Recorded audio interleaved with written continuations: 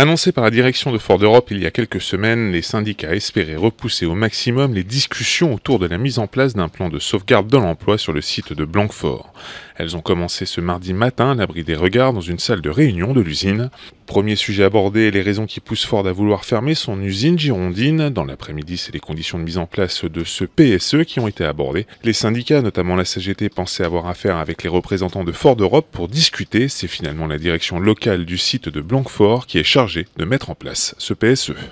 Donc en fait voilà, on se retrouve dans une fausse discussion et on en a même un peu ras-le-bol d'avoir les mêmes qui ne savent pas ce qui se passe, qui ne savent pas tout ce que Ford Europe est en train de faire. Donc là ils vont répéter uniquement ce qu'on leur dit de répéter et en plus c'est quand même la discussion sur les raisons économiques du PSE et de la fermeture de l'usine, et on sait très bien que Ford n'est pas outillé pour ça, enfin la direction locale n'est pas du tout outillée pour ça, et puis voilà, il n'y aura pas de discussion.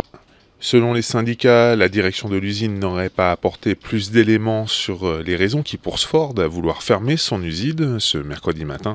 De même, cette direction n'a pas expliqué non plus pourquoi Ford met en place un plan de sauvegarde de l'emploi pour fermeture et cessation d'activité, alors que dans le même temps, le constructeur automobile rechercherait un repreneur pour le site. Les négociations autour de la mise en place de ce PSE devraient durer 4 mois. Elles devraient se terminer à l'automne prochain.